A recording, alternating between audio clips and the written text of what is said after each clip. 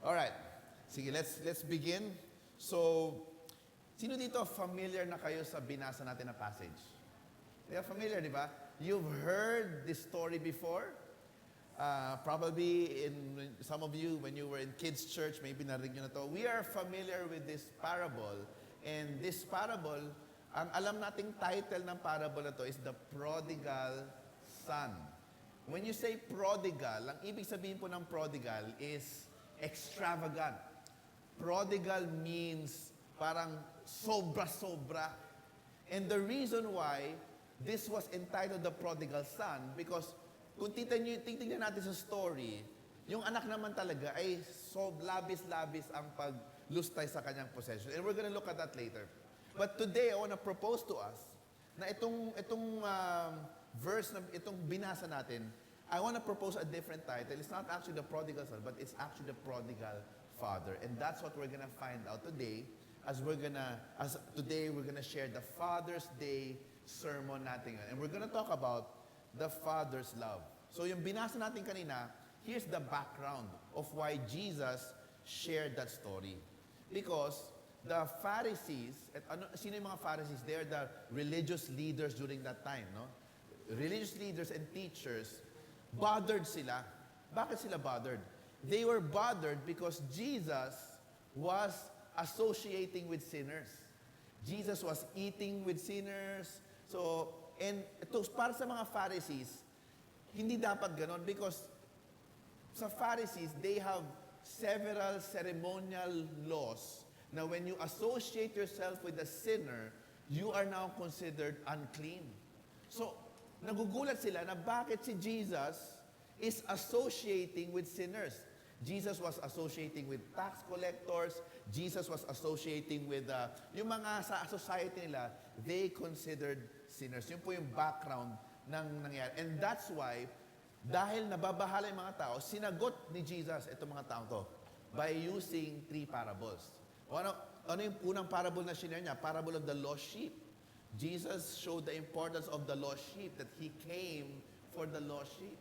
And second parable was the parable of the lost coin. And the third parable is this parable. The story and the parable of the prodigal son. And Jesus was trying to address something. He was making a point that the sinners and the religious leaders, though they are externally different, Jesus is pointing at that they are similar, pareho sila, when it comes to their relationship with God. Both sinners and religious leaders, though different externally, Jesus is making a point na wala naman kayong pinagkaiba, especially when it comes to how you relate with God. And the same way with us. Sometimes we think na parang matagal na akong Christian, but do you know that though you may be different from somebody who is not yet a Christian, actually, meron tayong similarities. Our similarities would boil down to how are we related to God. And in this story that Jesus was pointing at, in this parable, ang point ni Jesus is, they are all on the same boat. Both sinners and religious leaders, nasa parehong bangka lang. Both are estranged, both are lost, parehong nawawala. Why? Because both need to be reconciled to Him. So that's why Jesus shared this parable about the prodigal father. Sabi ni J.I. Packer is a theologian, sabi niya, if you want to judge how well a person understands Christianity, find out how much he makes of the thought of being God's child and having God as his father. If this is not the thought that prompts and controls his worship and prayers and his whole outlook in life, it means that he does not understand Christianity very well. Sinasabi ni J.A. Packer, kung gusto mo malaman kung tunay na Kristiyano ang isang tao, tingnan mo yung pagkakaintindi niya about that God is his father.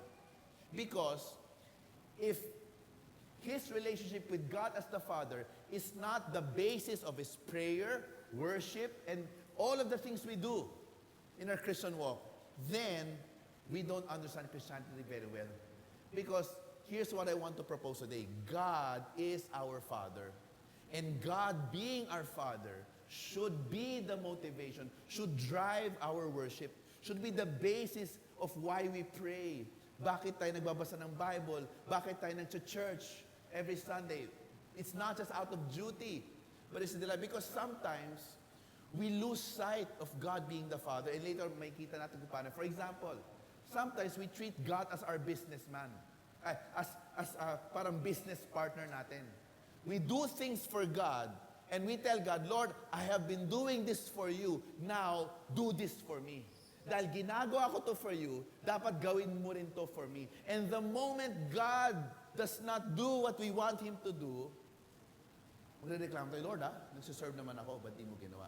What is that? That's a business partner relationship.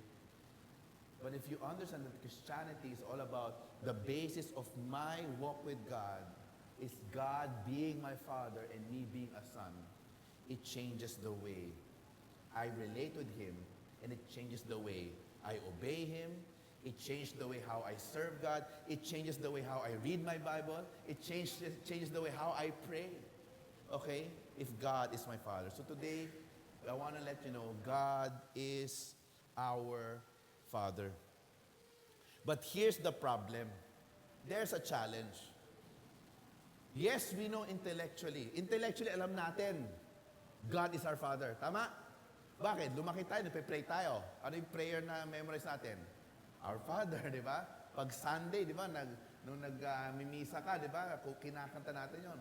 Intellectually, we know that God is our Father, but for some of us, yung katotohanan that God is our Father is tainted. By what? It's tainted by our experiences with our earthly fathers. Kumbaga, yung tingin natin sa Panginoon bilang Ama natin, nagugulo, nadidistort because of our negative experience with our own earthly fathers. Maybe some of us, we have absentee fathers. Hindi natin nakikita. Or lumaki tayong walang ama. Maybe some of us, lumaki tayo na harsh at critical. Yung ating tatay, yung parang wala ka nang nagawang tama, lahat na lang mali. May ibang tatay naman passive. Andun siya, pero hindi mo ramdam na nandyan siya. Para lang siyang halaman. Diba? Andyan siya, pero hindi mo naramdaman yung pagkatatay niya. Hindi mo masasabi na minahal ako ng tatay ko. Some of us, we have fathers who were emotionally distant, or even some are even abusive. That means when we hear, pag naririnig natin that God is our Father, it does not always bring comfort to us. Sometimes it brings anxiety. Sometimes it brings fear. Sometimes it brings confusion. Why? Because our view of God as a Father is tainted by how we have experienced our own earthly fathers. So that means we end up relating to God through that tainted lens, through that broken earthly father experience, rather than allowing God to redefine what it means, what fatherhood, what real fatherhood looks like. Kinakahon natin si God based on our experience with our earthly father. Kaya minsan, for example, di ba, when you hear the verse, I will not leave you nor forsake you, ang hirap paniwalaan because you yourself, you had a father who actually left you. So ngayon, nahirapan ka mag-relate kay God. Totoo, Lord, baka iwan mo lang ako. Or maybe when you hear the verse that God is your Father, that He is your provider, maybe parang, Lord, baka naman hindi totoo yan. Nahirapan ka because na-taint na yung experience natin because of our earthly fathers. But today, that's why I believe the parable is very much timely for us today. Because I'm sure all of us, we have earthly father, yung mga earthly father experience natin. But today, my prayer is this, that we allow the Word of God to define for us who our Father is. Amen? So are you ready? Let's dive in sa story. So let's begin. So sabi niya, Jesus shared the parable and he said there was a man who had two sons. So my younger son at my older son, and the younger son said to his father, Father, give me the share of property that is coming to me. Okay? Anong sinabi ng anak? In other words, in their culture, and I believe similar sa culture natin, sinasabi ng anak, tay, alam ko hindi ka papatay. Pero pwede bang kunin ko na yung para sa akin? Kahit hindi ka patay. In other words, sinasabi mo sa tatay mo, tay, mamatay ka na.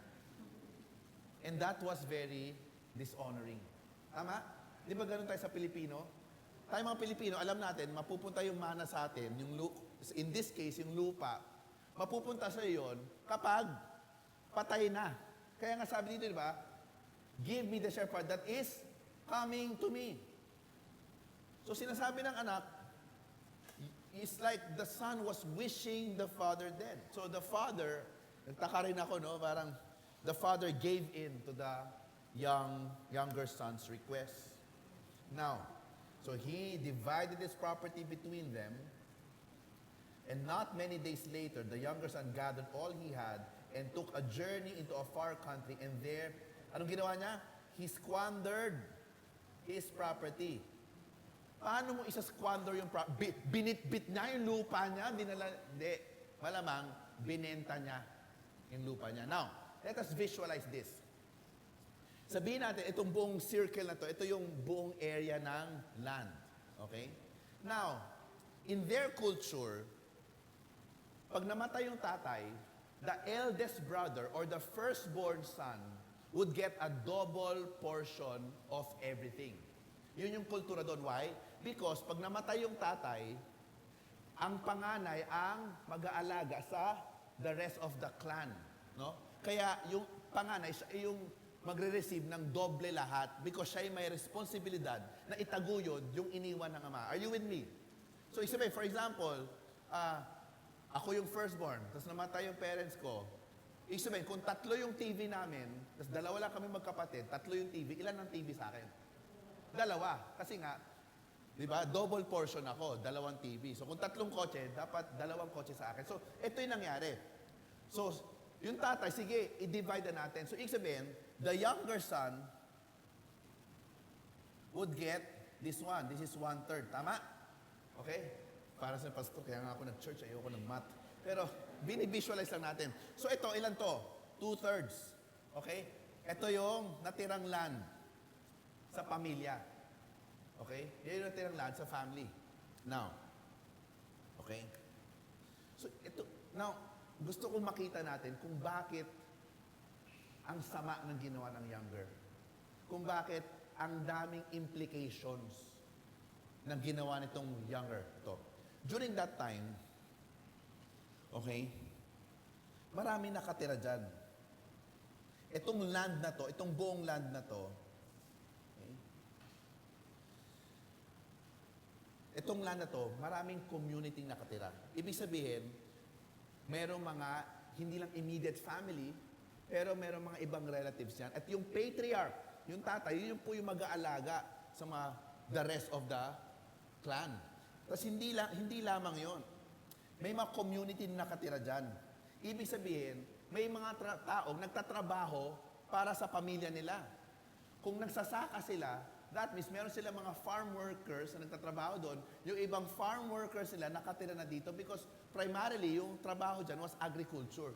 Parang Filipino context. Kung may may-ari ng land, may ibang mga tenant. Diba? I don't know if you're aware of this. In Ilocos, merong lupa yung parents ni Bless doon.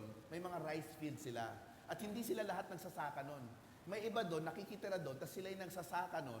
At kung ano yung harvest nila, meron lang portion yung may-ari ng land. Parang yun yung bayad nila sa land. Are you familiar with that? I'm sure dito, di ba, may culture na gano'n. Si Winston alam niya to.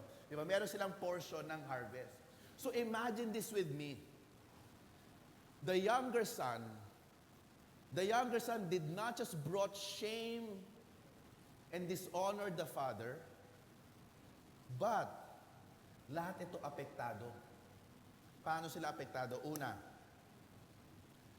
yung productivity ng land. Dati, sabihin natin bigas yung ani nila. Dati, ang dami lang na ani. Ngayon, dahil nabawasan na ng land, mas bumaba yung kanilang ani. Hindi lang yon. Dahil binenta to, lahat na nakatira dito, lahat na nagsasaka dito, ano mangyari? They would lose their job and they would lose their homes. Na-displace sila. So the remaining 2/3 of the land would now have to support the same number of people with reduced resources. So hindi lang po naapektuhan yung immediate family, but the community, yung mga workers, yung mga kamag-anak na umaasa sa land na yon was affected. Because the younger son got his portion of the land. The son dishonored the family. And not just that, but the son dishonored the community. Can you just imagine that? Nagsasaka ka doon, biglang wala na. Bakit? May isang bata na, may isang younger son na kinuha yung kanyang mana, hindi pa namamatay yung tatay. Yung agreement nyo nasa tatay, biglang dahil doon nawala na. So, are you with me? Gets nyo yung gaano kagrabe yung ginawa ng younger son? Inisip lang natin, ang kasalanan niya sa tatay niya. No. Ang kasalanan niya pati sa community, galit yung community sa kanya. Because back then, it was very community-oriented sila. Apektado lahat. So what happened next? There was a famine. In verse 14, we can see that there was a famine. And ano nangyari? Dahil naubos na niya yung kanyang kayamanan, naubos niya, sinayang niya, nilustay niya, naubos, nagkaroon ng taggutom. And what happened? What happened? Nangyari, nagutom siya. Wala siya makain. So, ginawa niya, nag-apply siya ng trabaho at ang kinakain lang niya doon, wala siya masyadong kinakain. Pati yung pagkain ng baboy, pinagtsatsagaan na niya because of the famine. And no one gave him anything to be fed. So sabi niya, when he came to himself, napagtanto niya, how many of my father's servants have more than enough bread? Ako, taggutom ako dito, pero yung mga servant ng tatay ko, mas marami pang kinakain sa akin. So sabi niya, I will arise, go to my father, and I will say to him, Father, I have sinned against heaven and before you. I am no longer worthy to be called your son. Treat me as one of your hired servants. Anong ginagawa niya dito? Nagpa-practice siya. Ba't siya nagpa-practice? Why is he practicing? Why do you think he's practicing? Why? Because pag uwi niya, alam niya na he dishonored his family so bad. At pag uwi niya, hindi siya sigurado anong mangyayari sa akin doon. Guess nyo? Hindi lang, iniisip siguro niya, malamang galit yung tatay ko, galit yung kuya ko, at malamang pati yung mga kapitbahay o yung mga community in our land, galit sa akin. Pwede siyang patayin. So, ibig sabihin, nagpa-practice siya. Ano kaya yung magandang sabihin ko para hindi sila magalit? Have you ever experienced that? Alam nyo, may atraso kayo sa magulang nyo and pinapractice nyo. Ano bang sasabihin ko sa nanay ko? Paano ko ba i-explain to? Or you're a student na hindi mo nagawa yung project mo. Di ba nagre-rehearse ka? Ano bang tamang sabihin? Ano bang sabihin ko kay Ma'am Faith? Ma'am Faith, kinain po ng aso yung homework ko. Hindi ko ma-submit. Sumakay po ako ng jeep bilang may hangin na malakas. Nilipad yung paper ko. Di ba? Nagpa-practice siya na, and that is what he was doing. Kailangan niya ng magandang speech because, alam niya, he dishonored and shamed. He put his family to shame. And he came and arose. Uwi siya. But while he was still a long way off, his father saw him, felt compassion, ran and embraced him and kissed him. This was unexpected. What was he expecting? Galit. But the father, instead of wrath,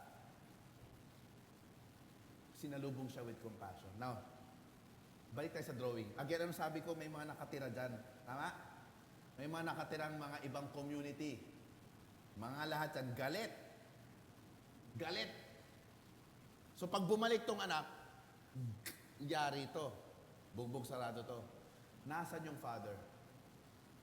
Kasi ang sabi sa verse, while he was a long way off, malayo pa lang siya, nakita na niya yung anak niya. Nasaan yung father? Nandito yung father.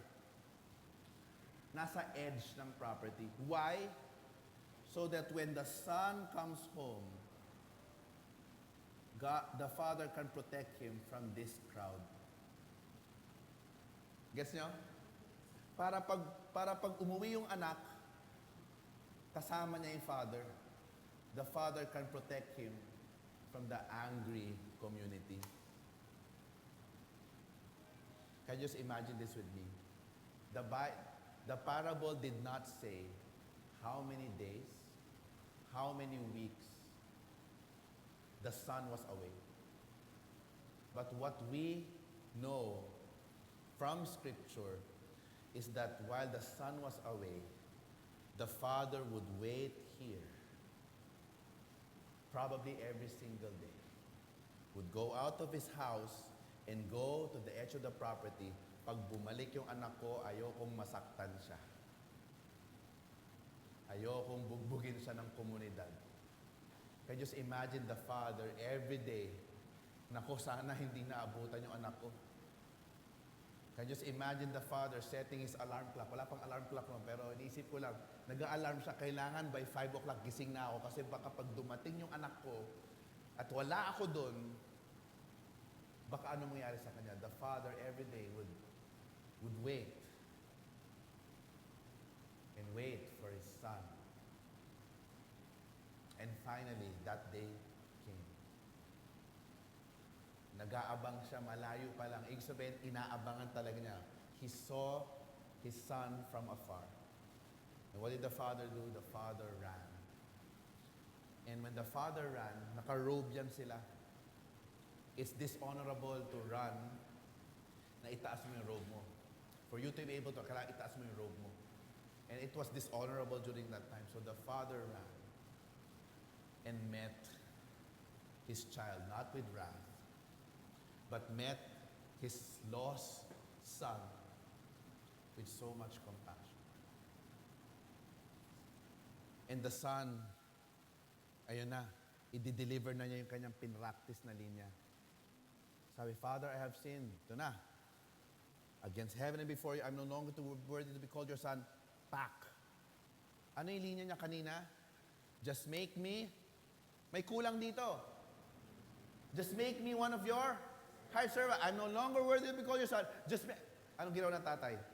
The father interrupted before the son could even say another word.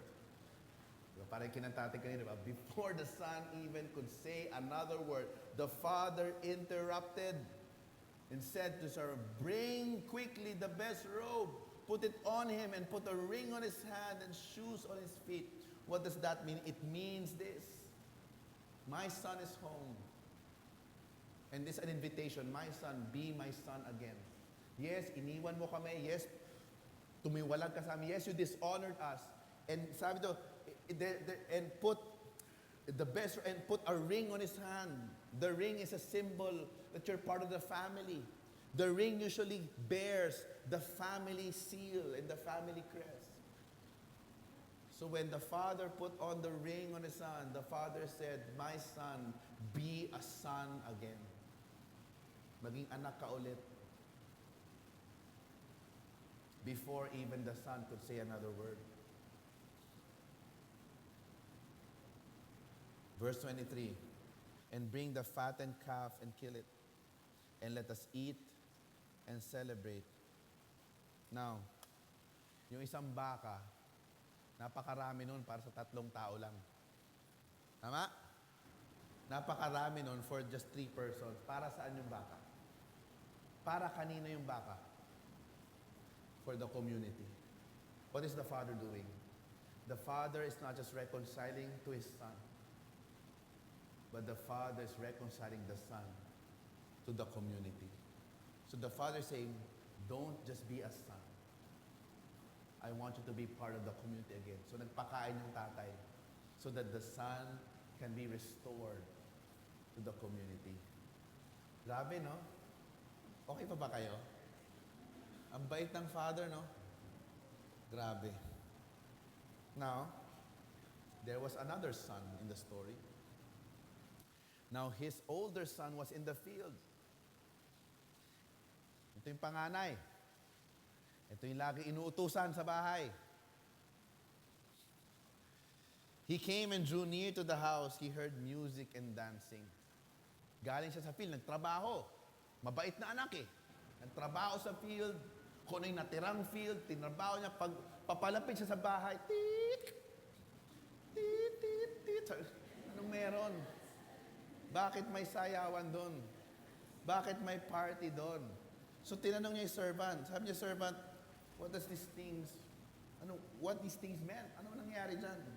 And he said to him, your brother has come, and your father has killed the fattened calf, because he has received him back safe and sound. The father was just happy that his son was home. Now, can you just feel for a moment? Ramdaman nyo, ano yung nararamdaman ng older son? Ang bira, nandyan na siya. He was angry. Niyaya siya, tara, pasok na tayo, may kainan doon, may nagpatumba ng baka yung tatay mo, tara, kain na tayo. Tara, dyan na yung kapatid mo bumalik, nagpakain yung ano mo, okay na lahat. But the brother refused. He was angry. And what did the father do? He went out and entreated him. The word entreated is to convince, sinuyo niya, niyaya niya. Can you just imagine the posture of the father? Hindi sabi, pambira, anak kita, sumunod ka sa akin. Hindi, anak, pasok ka na. But he answered his father, sabi niya, look, these many years I have served you. I never disobeyed your command, yet you never gave me a young goat that I might celebrate with my friends. Siring niya, tay,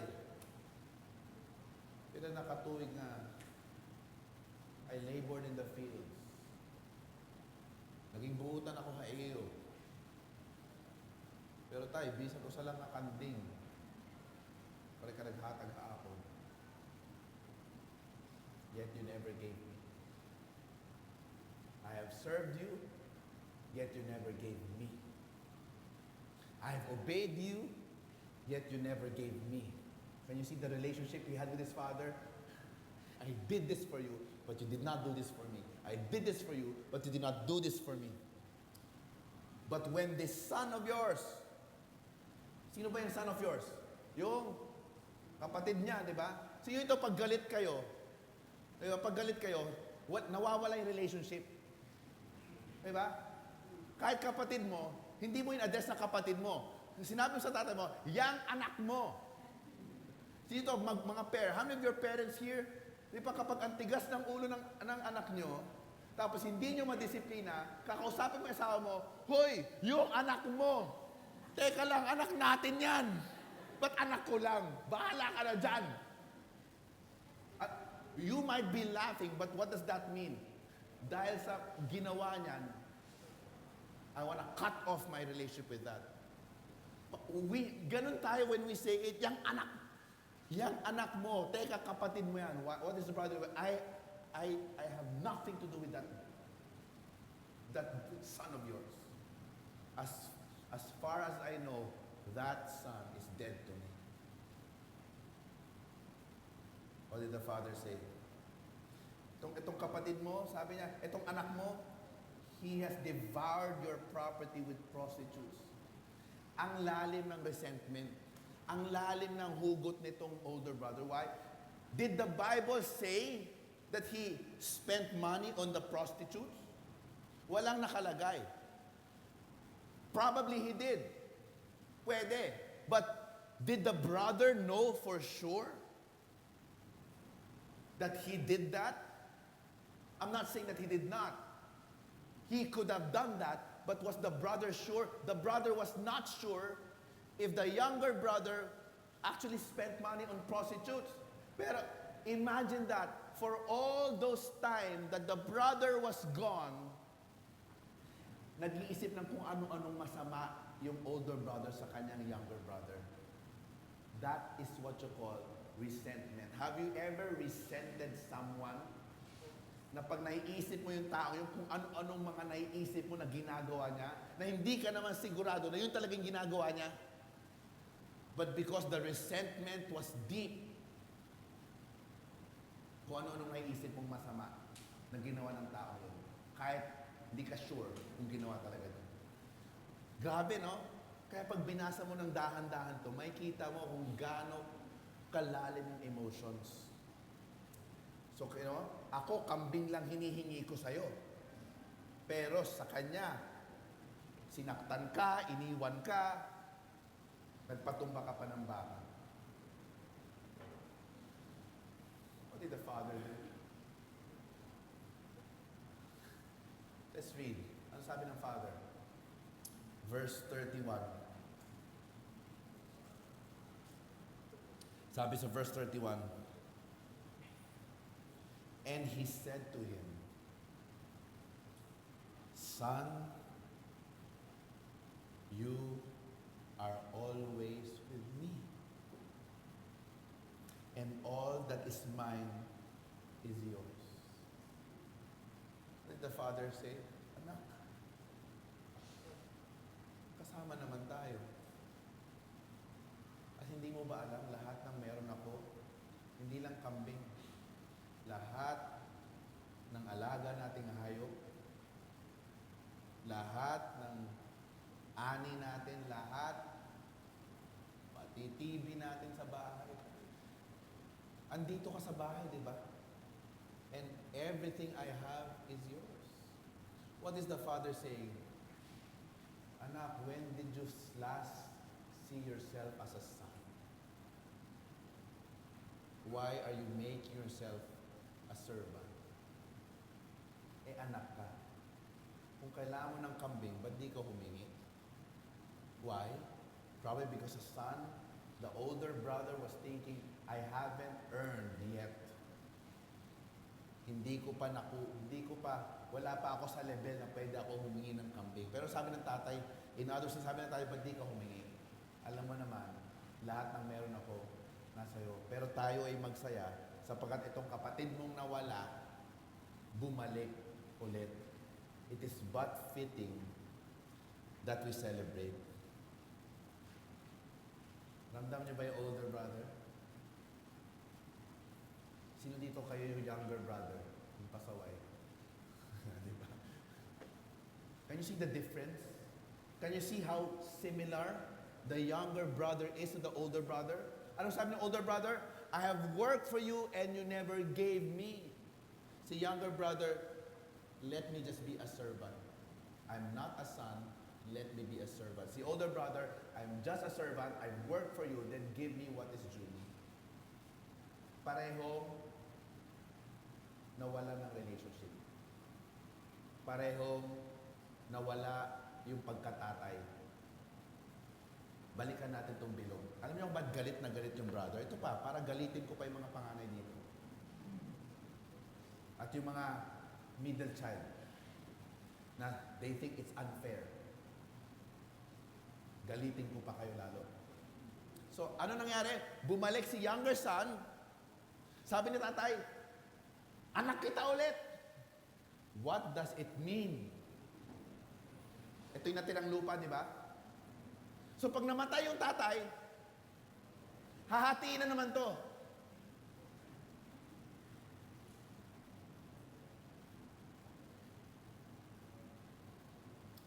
Younger, older.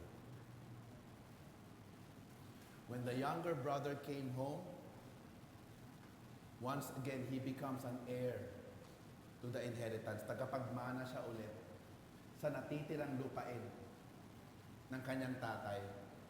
And because he is an heir, that means meron siyang right sa land. So the brother, originally that was his land. Sa kanya na dapat yun. The older brother had to sacrifice and give up what was supposed to be his, so that the younger brother could be home and be a son and not a servant. That was the father's plan. And the older brother, he does not want to agree to that plan. Sabi ng older brother, ako ang mapeperwisyo, ako ang kailangan mag-adjust. Ano, nagamit yun na yung linya na yon. Ako? Siya yung may mali. Ako ang mag-a-adjust. Can you see the love of the father? The other son was rebellious. The older son was religious.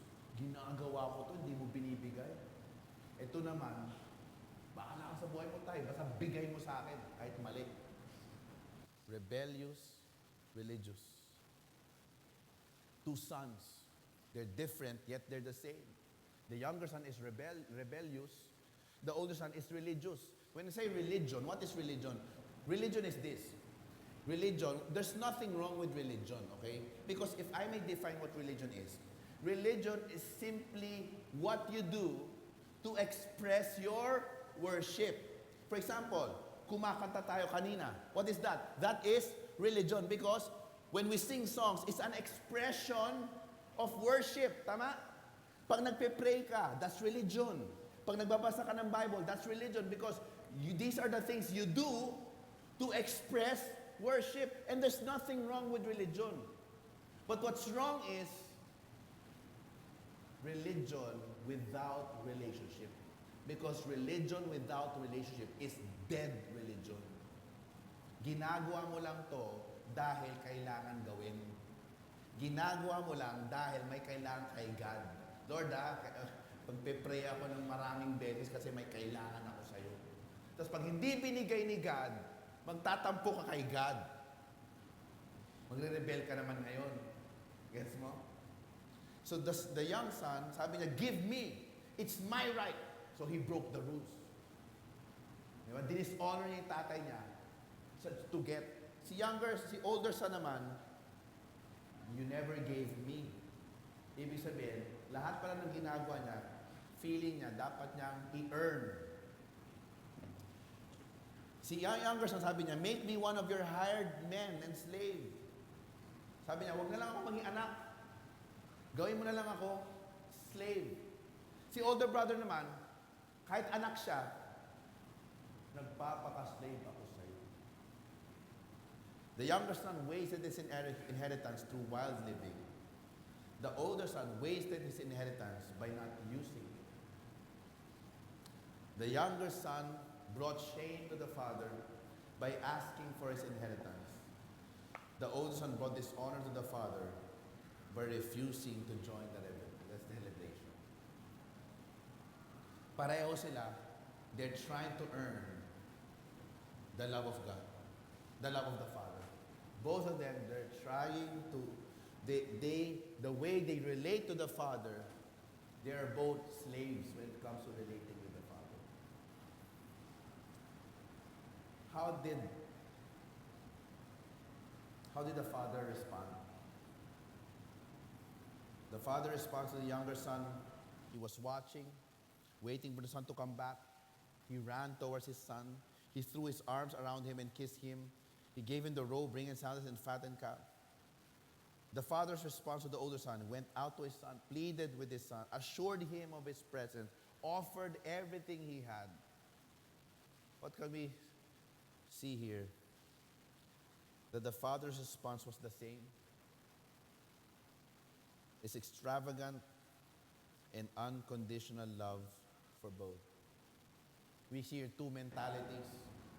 The younger son, I'm unrighteous and not worthy. I'm going to hide my sin and earn back what was lost. Yung older son, I'm more righteous than him. You never gave me. What does that mean? I've earned this status.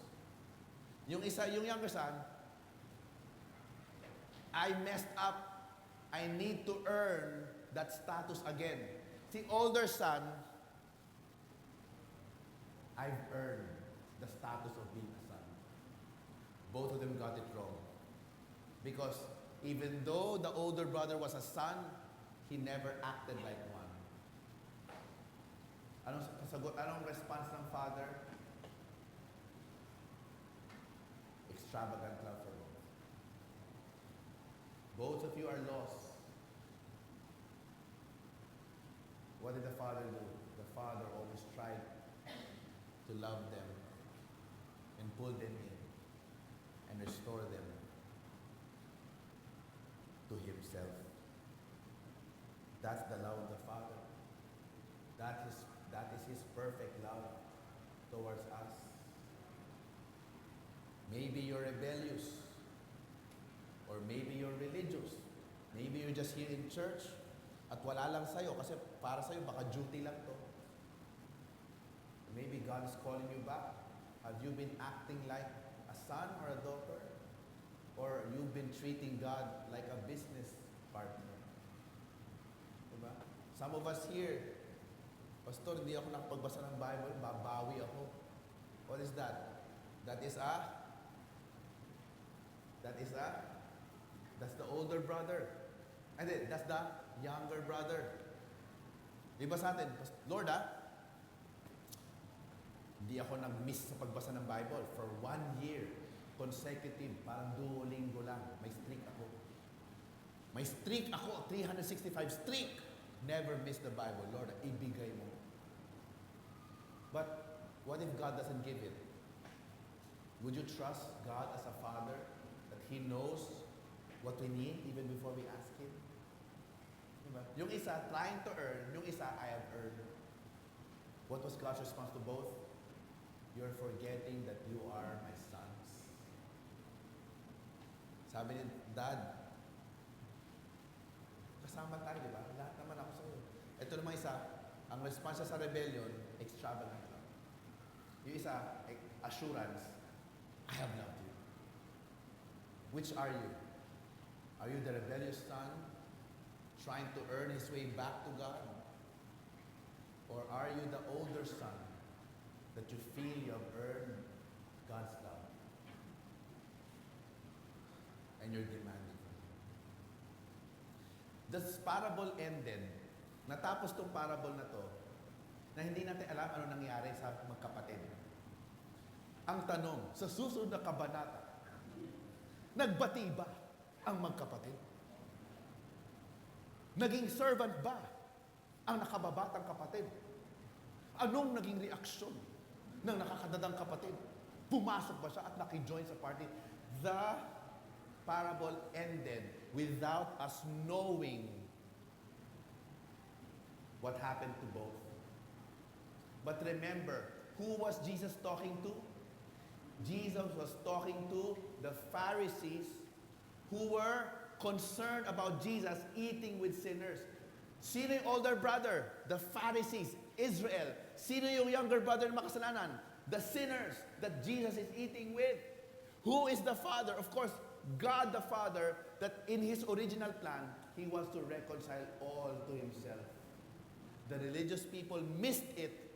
The sinners might miss it.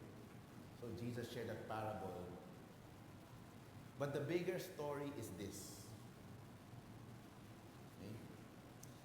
The Father is God. And the Father wants His children to be restored to Him. I want to close with this. Balik tayo dito, di ba? Again, may sacrifice. Si older brother, nag-sacrifice ng ganito para si younger brother makabalik sa pamilya. There was an older brother, the true older brother, who willingly gave up his son himself so that all of God's children can be restored back to him. And who is that?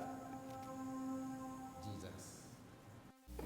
But God as a father, he created mankind. Mankind rebelled.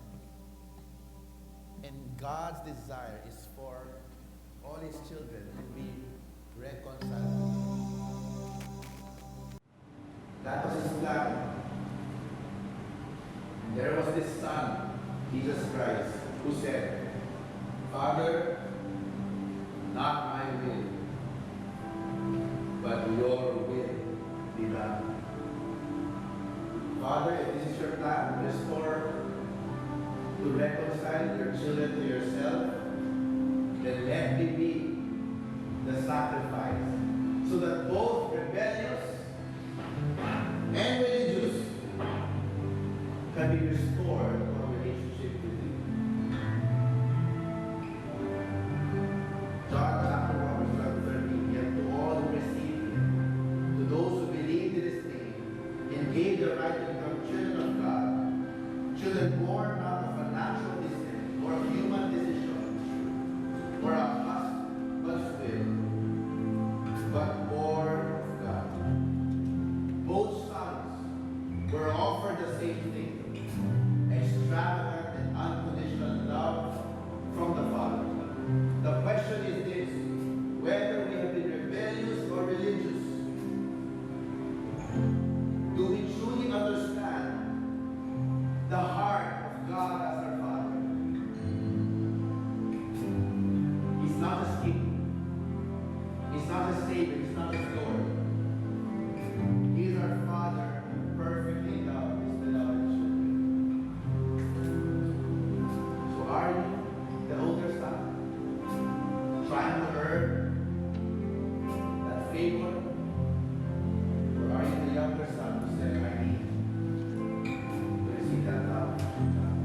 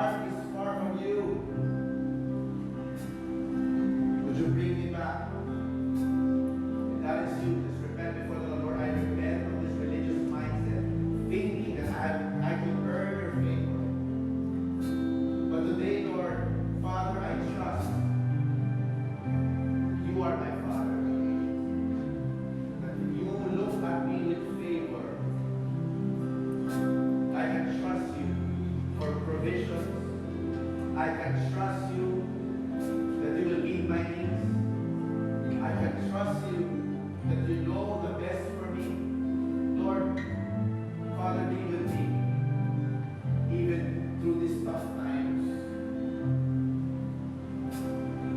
Lord, thank you for accepting me, not because I have been doing things for you, but thank you for accepting me because you love me. So I repent from this religious mindset of man.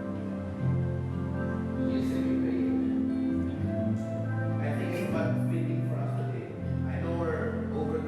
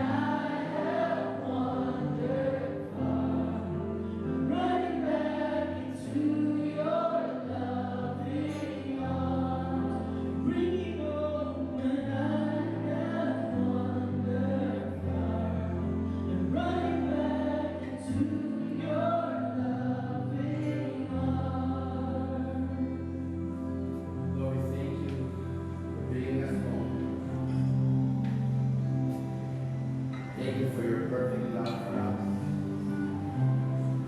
Sometimes we have missed it. Sometimes we